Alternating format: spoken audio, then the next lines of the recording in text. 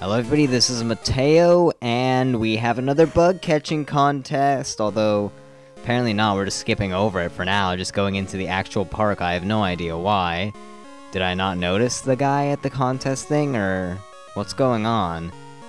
Am I going to go... Yeah, I just didn't know the contest, what the heck? Maybe this is when I already did it and he just continues standing there for the rest of the day for whatever reason, I don't know.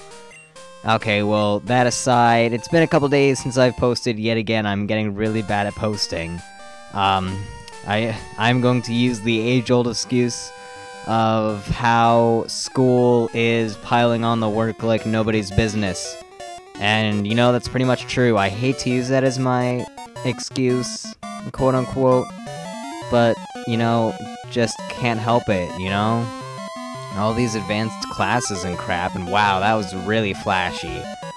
Wow, that is really bad. People with epilepsy, look away for a minute. Okay, luckily for you guys it missed this time around. But yeah, I just hate to use that as my reason for not being able to post, but I mean, it's pretty much true.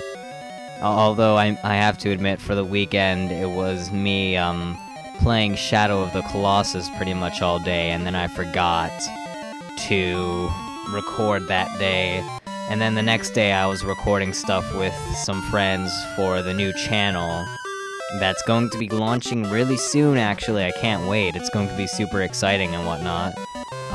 We have it set for beginning of February, the first Tuesday of whenever that is. What date is that? That'll be February the 5th. Alright. So yeah, February the 5th, new channel launching. I already have a link for it in my featured channel section of my channel or whatever, if you guys want to check that out. Although, I really don't expect anybody to subscribe to it because they don't know, like, what's to show there, like, what's gonna be happening. But I will say that it is more video game type stuff with me and some friends, and it's fun, it's a lot of fun, or at least I've been having fun working on it and editing it and stuff. But back on the subject of me just plain forgetting to post a part yesterday, or rather record and then post a part, just, I don't know what. Like, honestly, I've just been getting worse and worse at remembering to do this, and I've especially gotten worse and worse at remembering to do tags and annotations and put the videos in playlists. Like, I just recently put half of Silent Hill in its playlist. Like, the second half of Silent Hill was not in its playlist for the longest time. And, like, once I started this project, I finally put that second half into the playlist, and I still have yet to do annotations leading to the previous and next video up as well. Although, I blame that on the fact that recently I have not had luck with the annotation maker on YouTube. It just hasn't been working for me for whatever reason. And that's pretty much the reason why I got out of the habit. I'd try to do it every single day, but it'd be like, oh, not working, and I'd be like, alright, I'll try again tomorrow, and then I'd try again tomorrow, and then I just got out of the habit. So, yeah, there's that. Also, Ghastly, level 5, here only at night. So go ahead, catch it. Level 5, though, which means only going to be throwing Pokeballs at it, everything will kill it. Luckily, I got lucky, and thus we have ourselves a Ghastly. Also, Shiny Abra, about to evolve. And also, there's this school kid right here that I just passed by. You're going to want to talk to him and get his phone number because he's the trainer that will give you the Fire Stones that you need for a couple Pokemon to evolve. But seriously though, I need to go back to Silent Hill and do the annotations for that and the tags. And I need to actually make a playlist for this game. There isn't even a playlist for this game quite yet. But geez, I mean, I'll probably end up doing it this weekend or something when I have more time. It's just right now I have so many freaking projects. English has like 2 things going on. Physics has a huge lab, which is a big deal, especially for me, being an IB student. So yeah, it's very big stuff going on right now. So I really can't spare that much time, but I still want to take the 20 minutes to record a Let's Play part because that's not too much time. As well as just, it's a way to unwind and talk to you guys, and especially after not doing it for quite a few days. It's just, ugh. I really want to get something out there. But, here we go. You need to go examine that tree, and it'll do its little shake, shake, shake dance, and then you come over here, get the water bottle, and then you teleport over to the weird tree again, you squirt it, and it'll go all shake, shake, shake again, but this time it's gonna try to kill you. Yep, pretty much. All because you sprayed it with water. But it'll all make sense. Getting off that subject now, finally. Because it is Sudowoodo, the derpy-faced tree Pokemon. And we're fighting it with a Ladybug. This is a great idea, because Sudowoodo is a Rock-type Pokemon, despite the way that it may look. It is, in fact, Rock-type. This is the only Sudowoodo in the entire game, so you're going to want to make sure that you saved before trying to catch this Pokemon, like I did off-screen. After that, just go ahead and do damage. Most of Sudowoodo's attacks are related to taking the damage that you do, and powering it up and doing it right back. Kind of like Wobbuffet, although with more options. Like, he'll get Flail, which becomes more and more powerful the less HP he has, or more HP. Pretty sure it's less. I can never really know because barely anybody uses Flail. And then he has... I'm pretty sure he has, like, Revenge or something. I don't know. But Flail is really the main one. And he has Rock Throw, which is bad for Area Dose, because that's super effective against him. Whoa, boy, okay. Okay, now if we could just catch him, that would be cool. He's kind of difficult to catch. He has a pretty high catch rate. Or a pretty low catch rate, I guess, in this case. Which is a number out of 255, and the lower it is, the more difficult the Pokemon is to catch. It's like the base percentage, essentially. Alright, we got Sudowoodo, the imitation Pokemon. I remember, there was this one anime episode where there were these two science-type people. Bill, again? I still don't know who you are! Stop calling me! Anyways, there was this one anime episode where these two science-type people were like, what type is Sudowoodo? And there was this one saying that it was a rock-type, while another one was saying that it was a grass-type. And so they, like, observed the Sudowoodo or whatever, and they saw it using attacks like Vine Whip and stuff like that. But... so they thought it was a grass-type, but then it turns out it was indeed a rock-type. Anyways, after getting the Sudowoodo or beating it or whatever, talk to that guy, you'll get Rock Smash, which is a TM in this game. I believe, yeah, pretty sure it is a TM, yeah. It is not required, however in later games it is made into an HM. For now, it can be used to break certain rocks, but it is not required at all in the actual game. It's just that some items might be hidden behind said rocks in a pathway or whatever. Also, we are training up Ladybug because why not? It'll be a quick evolution. I'm pretty sure Nightshade won't do damage to Jigglypuff because it is normal type and Nightshade is ghost type. Although it might be a move that, since it doesn't work like normal moves by having type advantages or whatever, that it might still do damage. I honestly don't know, and I'm really not willing to try, so I'm just gonna go ahead and poison all these things with my Sting or whatever. So, yep, just gonna switch back and forth, the age-old strategy, and yeah, we're gonna train up this Ladybug. God, I remember when I figured that out that I could do that in Pokemon Diamond, I thought I was so smart when I figured that out. I was like, oh my god, there's this huge strategy, and I just figured it out, and nobody probably knows it. But yeah, I had my Chimchar, and I just caught a Badoo, and I really wanted a Roserade, so I kept on switching out Badoo and switching into Chimchar, who is stronger, in order to train it. And it worked out pretty well, and ever since then, I've been using this whole switcheroo tactic to train my weaker Pokemon. Especially when I don't have the experience share. Which, you don't get the experience share in this game until around the 7th gym. So it's gonna take a while. Also, Drowsy. Yep, that Pokemon. Unfortunately, Ariados does not know any bug moves, and even so, there really aren't any good bug moves in this game, aside from one, which is Mega Horn, and only like 3 Pokemon can learn that, and by that I mean probably only 2. I'm not even entirely sure if Pinsir can learn it, but I know for a fact that Heracross can learn it. But as for others, I don't know. It's a very rare move to find on a Pokemon, but it is the only good bug move, which is why I didn't like bug types for a really long time, because they really didn't have anything. But they've really gotten improved upon in the 4th and 5th gens. So, yeah. Anyways, apparently this guy's the guys have been calling me, yeah.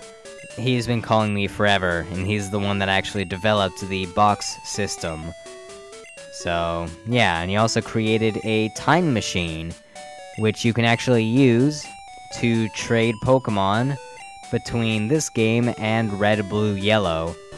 So, the Pokémon that you can't normally get in this generation, such as Bulbasaur, Squirtle, Charmander, Mewtwo and stuff, you can trade from Yellow, which I will be doing at the very end of the game.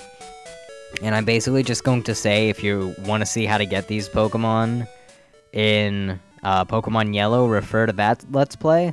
I'm not going to be showing how to get them in the...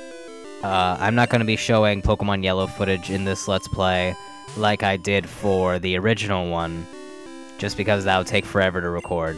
Yep. I've become more lazy over the years, essentially. Or rather, I'm just going to use the excuse that my time is more taken up, and it's a difficulty even sitting down to record this, let alone go through an entire Pokemon game just to record one little clip of me getting a Mewtwo or something. So yeah, plus, but back then I didn't have the Let's Play of Pokemon Yellow, however now I do. So yeah, that's another thing. And I wasn't even really planning to do Pokemon Yellow at that time. Like, I just thought, oh hey, I should do Pokemon Crystal. I haven't really played that one as much. I got up to the 8th gym and then never completed it afterwards. And I mean, there's a reasonable amount of Pokemon in it, only 251, and pretty much all of them are in the game, so I can catch them all. And I was pretty much inspired by Cowbrains' Let's Play Pokemon Crystal all 251 run, and that's the reason why I chose to do it as well. Just to make my Let's Play a little bit different, although it is like his and he did it first. Still, I wanted to also catch them all. And thus I caught them all, and now here I am doing it again 2 years later. Anyways, here we have a Stantler, a pretty interesting normal type Pokemon that I'm actually probably going to use in my next playthrough of Heart Gold. I really don't know that much about it, but I am interested in it. So I'm going to try it out next Heart Gold playthrough. However, I am not going to use it in this playthrough. Here we have a Ledian, which is a pretty neat looking Pokemon, although all of his attacks are kind of lacking, so that's kind of sucky. And here we have a Lekid evolving. Once you max out his friendship, he will evolve into Electabuzz, and doesn't he look like a friendly guy? Yep. So there we have an Electabuzz, a pretty awesome Pokemon, but unfortunately, I am using Electabuzz in Fire Red, which means I am not going to be using him again in Crystal here. So yeah, but still, you've been a very good Pokemon, Electabuzz. Sad to see you go. Anyways, over here now, just north of the route that we were at, we can head around, and there are places to explore, as per usual, when you visit a new town, including this broken down tower. Yeah, apparently. Oh hey, there's this guy you've seen, and he's asking if you have seen Suicune. Like what I did there, kind of, not really, kind of tripped it up, oh well. Oh boy, that's a familiar red-headed guy. Oh boy. So yeah, there's an example of a rock right up there that I didn't really point out in video, but there's a rock up there and there's just an item behind it, but it's not necessary to go through here. But here we have this guy, Mr. Redhead, Mr. question mark, question mark, question mark. So I guess it's time to battle his Pokemon yet again. He has added one more Pokemon to his team, it would appear, as well as he's evolved his Ghastly. So that's pretty interesting, he's actually getting to be pretty good. Sandshrew, you do not have any ground-type attacks, apparently. That would actually be really good, because in this game, abilities were not introduced, and therefore Hunter would be weak to ground. However, him cutting his HP in half is kind of nice, and for whatever reason it didn't take effect this turn. That did a lot of damage, kind of. Actually, that did very little, considering it was a critical hit. In fact, it would have done very little even if it wasn't. We just barely don't feint the Haunter, and so we have to withstand another licking, and also the Curse, which takes off 25% of your HP per turn, so that can actually get pretty rough. You want to hurry up and switch out your Pokemon in order to avoid that damage. So I'm just gonna go ahead and switch here, that'll get rid of the curse, and I can get type advantage in this battle. Although I really don't have anything that's super effective against Quilava. I mean, Graveler's gone. Sandshrew doesn't have any ground type moves. So yeah, this is going to be a bit of a struggle. And all the rest of my Pokemon are pretty low leveled. This is just great. So basically, time to use Spearow as death fodder if he actually attacks it instead of smokes his screen. Yep. Okay, there we go. That's pretty much a dead Spearow. So now I can safely switch into another Pokemon and hopefully knock it out in a single turn.